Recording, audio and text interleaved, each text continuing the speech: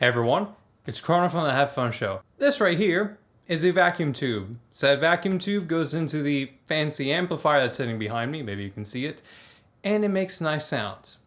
Let's talk about it.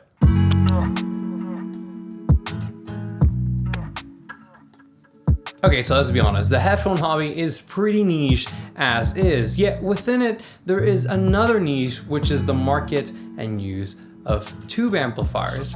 But why would you want to use one of these amplifiers today? I mean, they do tend to be pretty heavy, quite large. They also generate quite a bit of heat, and they even produce a slight amount of distortion that can color your music's audio signal. Well, to see what the fuzz about tube amplifiers was, the folks over at headphones.com recently let me borrow two different high-end tube amplifiers in the form of the Felix Audio Euphoria and the Amps & Sound Forge, which was actually designed in collaboration with headphones.com. And I gotta say that, well, after listening, I think I've come to appreciate tube amplifiers, and I've gotten a better understanding as to why these draw the attention of audiophiles. First, there's the sound. And look, to be completely honest, I've never been too crazy about source equipment in the past because, at least in the world of solid-state amplifiers, things sounded pretty similar from one to another, at least to me, in my experience. Listening through a pair of HD600s and HD800s though, through these two tube amplifiers, the Euphoria and the Forge, they've definitely brought about a different quality or vibe to the sound. Mind you, it's extremely subtle, but comparing back and forth with something like my benchmark HPA4, which is my solid-state amplifier, there are some more significant changes in the headphones sound. And at least for these two headphones, there's a similarity in the sonic change that I experienced. Remember what I mentioned about tube amps producing a slight amount of distortion that can alter your audio signal? Well, in large part, it's this distortion that actually makes for tubes characteristic and desirable sound. However, despite what you may think when hearing the word distortion, the distortion generated by the tubes comes in the form of elevated harmonic presence, with second, third, fourth, and fifth overtones being particularly more forward, which can lead to varying psychoacoustic effects while listening as a result of these harmonics. Now, in the case of these two specific amplifiers that I've been listening to, what you get is primarily lower order harmonic distortion, so second and third overtones. And in the case of the Felix Audio Euphoria, it's actually almost entirely second order harmonics. Now, this difference in harmonic presence when using KT88 power tubes with the Forge, in my experience, made the HD100 and HD600's mid-range sound to me slightly more robust or sonorous or almost like brassy sounding in the upper mid-range.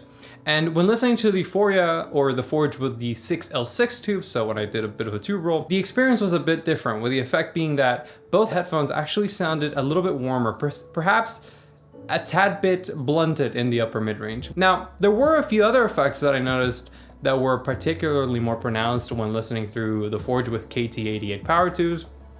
And while it wasn't very drastic, I did feel as though the soundstage on both headphones became what I could only describe as being a little more holographic, with a slightly enhanced sense of depth and separation in the imaging.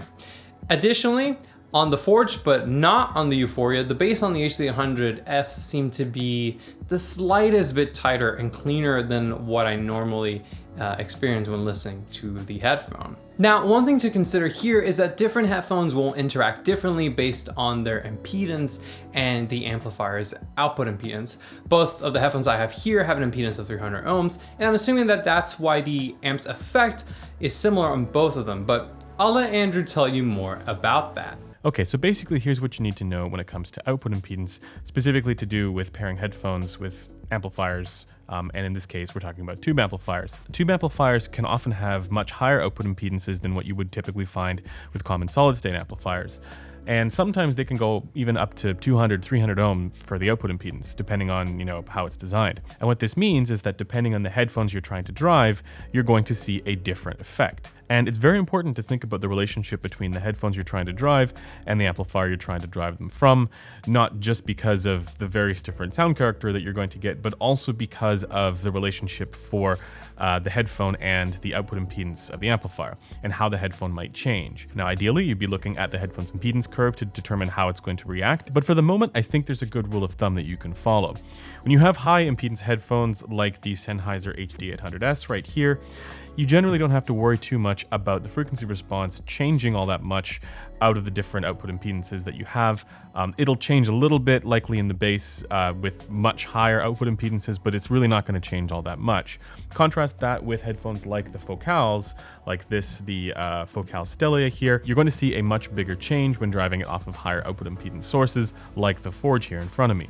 And just so you guys can see the difference, here's the HD800S being compared off of two different sources, one with low output impedance and one with high. In this case, high is an output impedance of 100. You can see that there's just a little bit of an upward tilt in the bass on the HD800S when being run from the higher output impedance source. And now I'm showing you guys what that difference looks like when I'm running the Focal Stellia, and you can see there's a much bigger difference in the bass. And the Focal Stellia is a headphone that's already quite bassy, and this is something where you're likely not going to want to run it out of a high output impedance source because the bass is going to dominate over the rest of the tuning, the rest of the sound.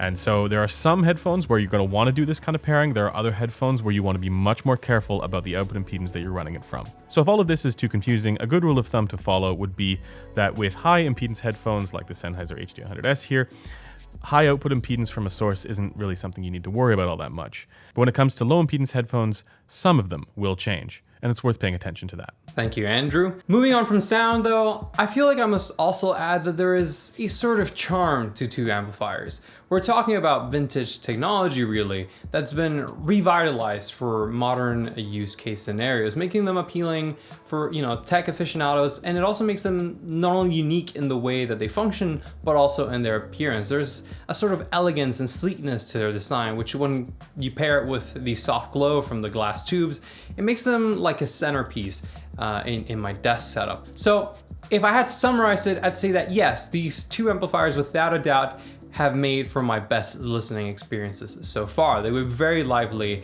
in their presentation. They're not something that I think you absolutely need to enjoy a certain pair of headphones. Like, an HD100S still sounded to me like an HD100S. And actually, funny enough, that's similar to how I feel about guitars too. Like, an ES335 is still an ES335, whether it's a solid state Fender Deluxe Reverb or a tube one. But I guess that what I'm trying to say is that the use of tubes certainly brings about a new level of depth to your audio setup. I know they can be very pricey, not just the amplifier itself, but the tubes, if you have to replace them, they last many hours and they should last you years, not years, if you maintain them properly. If hi-fi is already something you're very interested in, I'd say that tube amps are definitely worth taking a look at because I feel like they're that last step in really reining in that sound that you want.